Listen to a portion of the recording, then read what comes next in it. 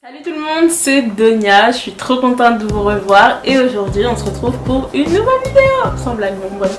Alors aujourd'hui je vais vous parler de top des 10 séries qu'il faut absolument voir en 2018. Genre si vous n'avez pas vu au moins 2 séries dans les 10 séries que j'ai dit, c'est que vraiment il y a un problème. En tout cas si vous aimez les séries autant que moi je les aime. Donc si vous ne me connaissez pas, moi c'est Donia, je fais donc un peu de tout, donc si tu aimes être curieux sur un peu tout, abonne-toi à ma chaîne, abonne-toi, ou juste laisse-moi un petit commentaire si tu aimes bien que je parle de séries, ou laisse-moi un petit like si tu as aimé la vidéo. Bon c'est parti,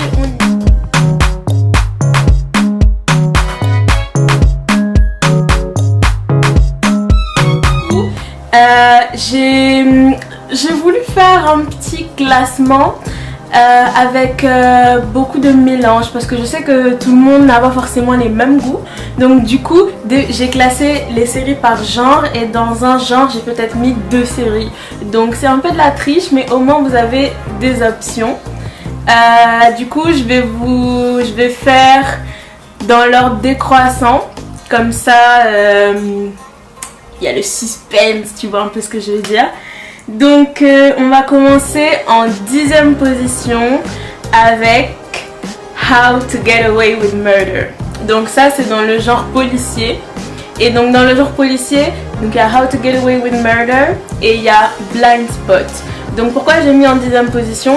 Déjà pour que vous ayez une petite idée de ce que moi j'aime comme série. J'aime beaucoup les séries d'action avec un peu de prison, un peu de baston, mais aussi j'aime beaucoup les séries profondes qui traitent de sujets actuels dans le monde mais revisités un peu d'une manière fantastique et tout. J'adore ce genre de séries. Donc du coup les séries policières c'est pas trop mon truc parce que pour moi j'aime quand il y a un enchaînement d'événements et pas quand on a une affaire, on la règle et hop on passe à autre chose. Et en fait si vous aimez le genre policier, je pense que ces 2 séries sont parfaites pour vous. Parce que premièrement How to Get Away with Murder, ça parle de du coup une professeure qui en gros donne des cours de droit à l'université. Et elle a sélectionné les meilleurs élèves pour travailler sur ses propres enquêtes. Mais en fait, genre c'est beaucoup plus profond que ça en fait. Il va se passer énormément de choses. Donc du coup, les élèves vont régler en même temps son enquête. Mais il y aura aussi à côté une histoire de meurtre. Et en fait, vous allez voir qu'étrangement tout a un lien. Et que ouais, ça va chauffer. Donc du coup, je vous en dis pas plus. Si vous aimez, regardez. Mais aussi Blind Spot. Blind Spot, c'est... J'adore le concept. Le concept, c'est que c'est une femme complètement tatouée.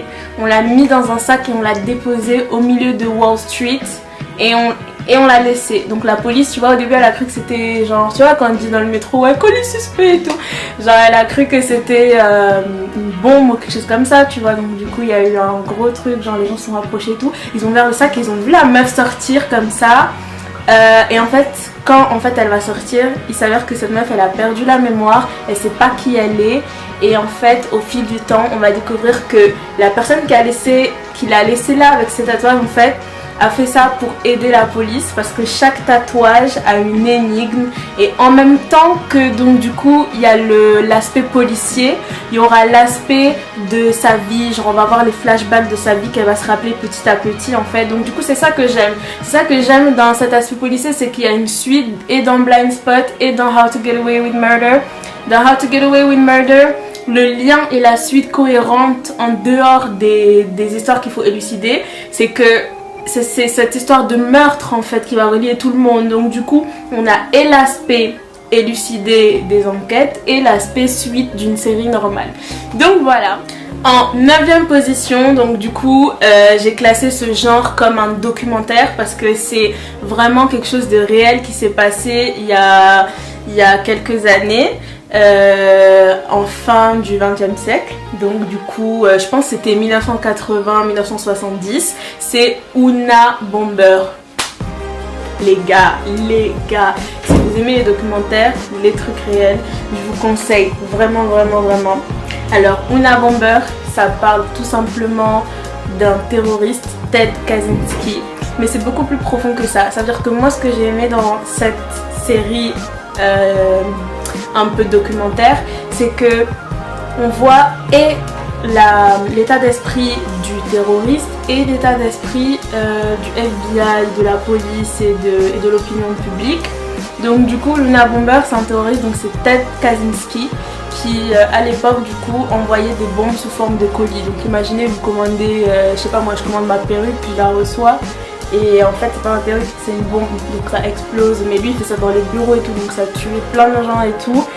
Et en fait c'était pour dénoncer la technologie, mais en fait c'est bien plus profond que ça. C'est que lui quand il était petit, c'est un gars très brillant. Et il était à Harvard et il a été manipulé justement par les services secrets et tout qui menaient des expériences sur lui. Bref, genre c'est vraiment une histoire de ouf et le pire c'est que c'est une histoire vraie, donc c'est ça qui rend le truc encore plus dingue. Donc si vous aimez un peu les trucs genre complot et tout, genre regardez. Bref, en 8ème position j'ai mis les Marvel parce que j'aime beaucoup les Marvel, mais pas énormément parce que j'aime beaucoup les trucs réels, tu vois. Et mais là en fait les Marvel m'ont un peu surpris ces derniers temps, surtout avec Black Panther. Mais là on parle de série, donc du coup en série que je vous conseille c'est The Punisher. Et si vous êtes beaucoup dans l'histoire des Noirs et dans la culture afro-américaine et tout, je vous conseille Luke Cage. Donc du coup The Punisher, ça parle d'un ancien marine en fait qui veut se venger parce qu'on a tué sa famille. Et du coup quand il s'est vengé en fait, il se rend compte que même malgré la vengeance, il y a toujours, il souffre encore, tu vois, mais il y a des flashbacks qui lui reviennent. Donc du coup l'histoire va tourner autour de cette intrigue là, donc du coup de sa vengeance, de sa haine, mais en même temps d'un complot en fait qui est beaucoup plus grand que ce que lui il avait imaginé. Donc je vous conseille vraiment de regarder ça. Et Luke Cage, ça parle donc d'un afro-américain qui était en prison, et en fait en prison on lui a fait des tests chimiques, tu vois, parce qu'il était censé être mort, et en fait avec ces tests, sa peau s'est endurcie et il est devenu résistant aux balles et il a une force de malade. Donc du coup ça devient un super héros et ça devient Luke Cage, le super héros de Harlem genre. Mais par contre dans The Punisher, le mec n'a pas forcément des super pouvoirs, mais il a une force incroyable et il a une technique des armes et tout de ouf. Donc du coup voilà, c'est ce que j'ai bien aimé aussi, c'est que c'est pas des super pouvoirs imaginez, c'est que c'est vraiment un truc réel. Enfin si c'est possible d'être comme lui, moi je veux bien. En 7ème position, cette série m'a vraiment choquée parce que en fait j'étais là, j'avais rien à regarder, je me suis dit bon allez on clique, tu vois.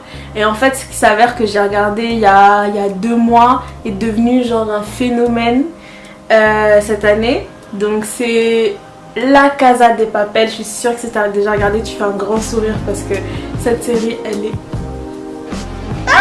est ouf, elle est vraiment géniale. Donc La Casa de Papel, c'est une série espagnole il me semble. Et en fait le synopsis tourne autour de jeunes en fait qui ont un passé un peu criminel, on va dire ça, et d'un professeur qui a vraiment étudié un plan pour aller, genre je sais pas comment dire ça en français, mais aller pas cambrioler, mais aller faire des billets donc dans une maison, enfin tu sais dans les maisons qui fabriquent les billets, tu vois, d'où La Casa de Papel. Donc du coup il va contacter donc les soi-disant criminels, et en fait chaque criminel a un don spécial, tu vois, genre quand je dis un don, c'est une facilité, genre il y a un, je sais pas, il est spécialisé dans les braquages, l'autre est spécialisé dans le vol, je sais pas moi, tu vois le style. Et lui, en fait le professeur il est très intelligent, donc il a étudié les plans de la maison qui fabrique les billets. Et du coup ils vont constituer une équipe, et pendant genre des mois ils vont s'entraîner, ils vont voir, et en fait c'est génial parce qu'ils vont faire en fait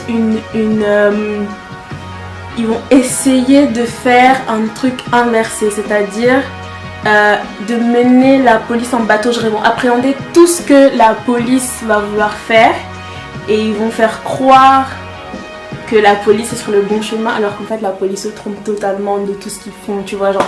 Bref, c'est un peu compliqué à expliquer, mais c'est ça qui est génial et j'étais vraiment choquée parce que moi, genre, moi les séries un peu étrangères et tout, je regarde pas. Quand j'ai étrangère, c'est genre hors des States et des Américains et tout, mais là, les Espagnols, vous êtes forts. Genre cette série, elle est fantastique, donc regardez-la, franchement magnifique. En 6ème position, si vous êtes dans le genre Gossip Girl, le série légère, genre sympathique et tout, je vous conseille Dynasty. Je l'ai mis en 7ème position parce que c'est vrai que j'aime les trucs lourds, mais là c'est vraiment un truc léger mais qui rend addictif au fil du temps. Au début on se dit mais c'est quoi ces conneries, genre enfin voilà. Donc du coup Dynasty, ça parle de donc deux familles riches. On a les Carrington et les Colby. En fait les Carrington c'est une famille super riche et tout, et les Colby c'est une autre famille riche mais qui a été divisée. Genre en gros leur père est allé en prison et en fait au fil du temps on va découvrir ça. Alors au début on croit que c'est juste un deuxième Gossip Girl, genre juste des familles riches et tout, et à la fin en fait on se rend compte que c'est beaucoup plus profond que ça, genre bref, tu te rends compte qu'en fait il y a une famille qui a fait de la merde à l'autre et en fait il y aura bref, c'est génial et c'est léger, genre c'est vraiment sympa à regarder.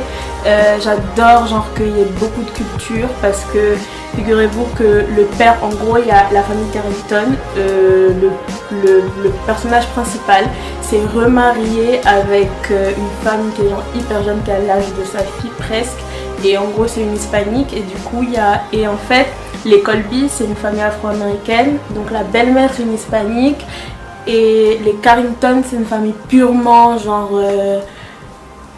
purement blanche américaine, tradition, tu vois ce que je veux dire, tradition d'avant et tout. Donc du coup ça fait un super beau contraste dans le casting, et la série elle est géniale, elle est juste à voir, je vous conseille si vous aimez style Gossip Girl et tout. En plus c'est les réalisateurs de Gossip Girl, donc du coup j'avais tout de suite capté parce que ça se voit trop le casting et tout.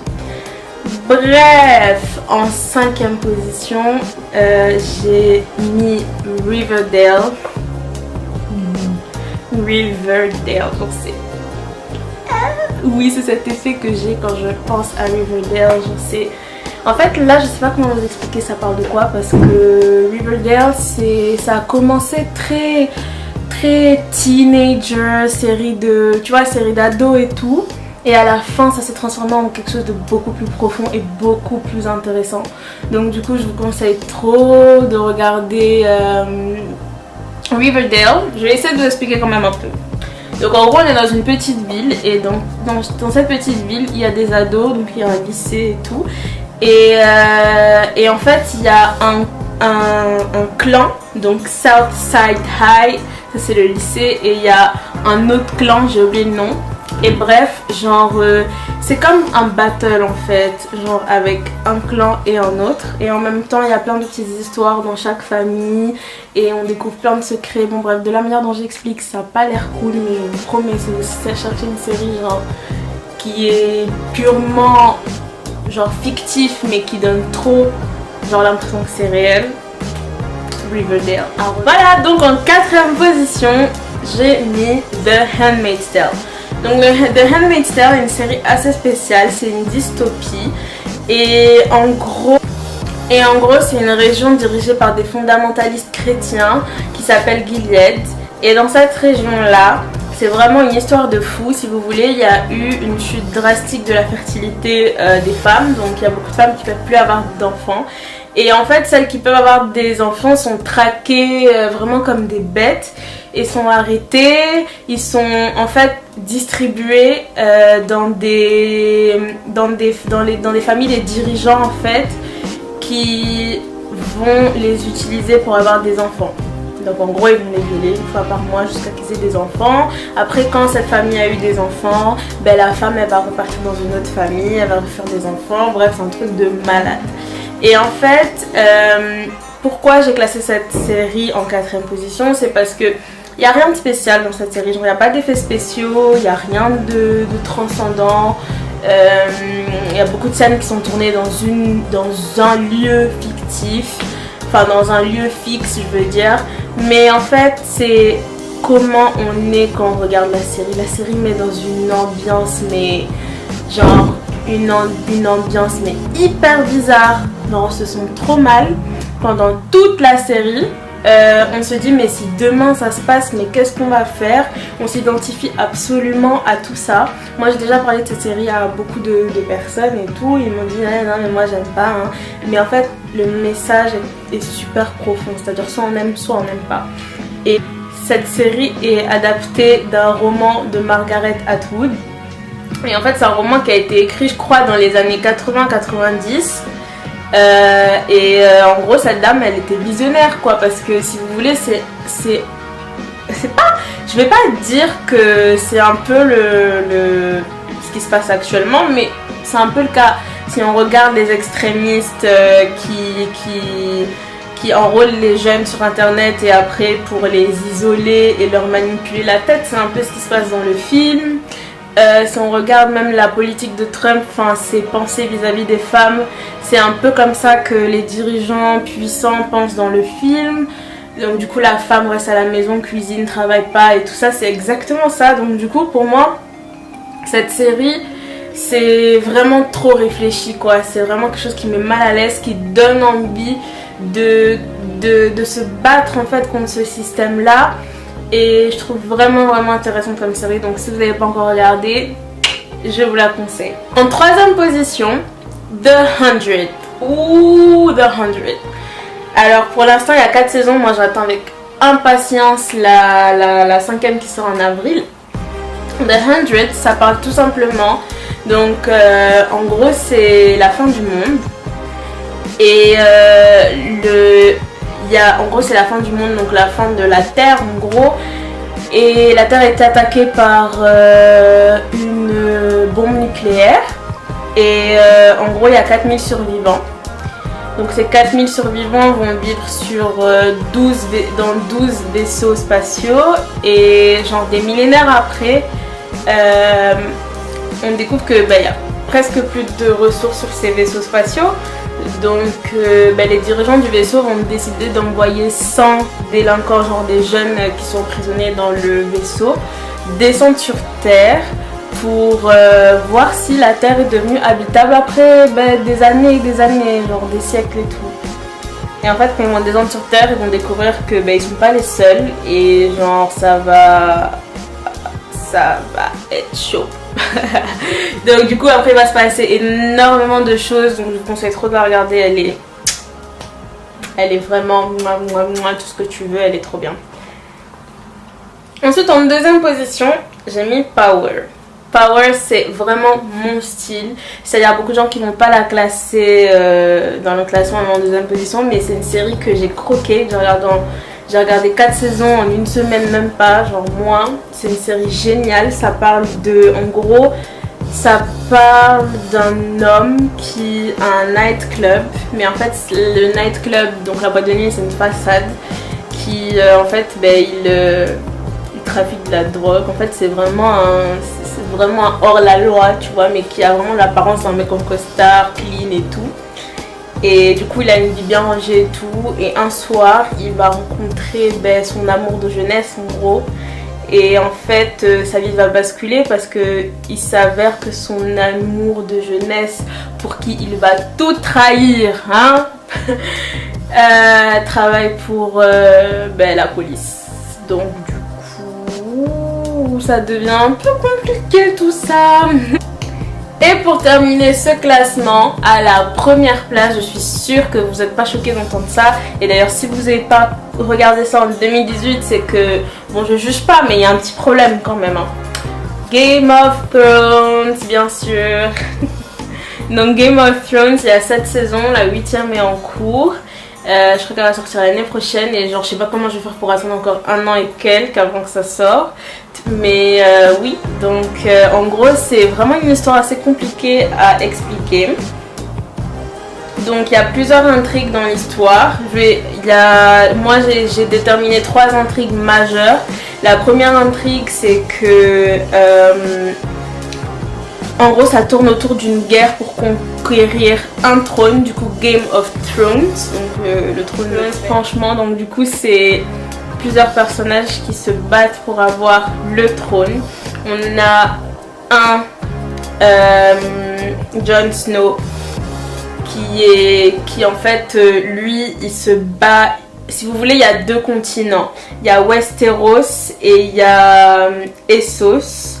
Donc Jon Snow lui en fait déjà il va s'engager dans la garde de nuit et il va combattre en gros des personnages genre fantastiques et en fait c'est vraiment intriguant, genre c'est vraiment, en fait là je sais pas comment expliquer parce qu'il y a beaucoup d'intrigues dans cette série, mais c'est génial. Il y a aussi un autre personnage, donc Daenerys Targaryen, c'est donc la reine des dragons. Et du coup tu vas voir de quoi elle est passée, genre elle a été vendue par son frère un peuple en mariage. Tu vas voir qu'elle a su profiter de cette situation pour être la reine justement de ce peuple. Bref, il y a une autre intrigue aussi du coup avec la famille Stark qui en gros c'est une intrigue assez compliquée qui est vraiment une famille méchante avec de l'inceste et tout. Et donc du coup tout va tourner autour de ça. Ce que j'adore aussi c'est l'aspect politique de la série. C'est pas une série, en fait les gens pensent que c'est du fictif seulement, mais je pense que c'est vraiment genre l'essence même de l'univers, genre se battre pour le pouvoir à tout prix. Et dans cette série ça touche vraiment à tout, à la politique, à l'argent, genre bref, à vraiment le côté sombre de l'humanité. Donc voilà, je vous conseille de regarder toutes les séries que j'ai citées. Et si vous avez des questions, n'hésitez pas dans les commentaires. J'espère que vous avez aimé cette vidéo et je vous fais de gros bisous.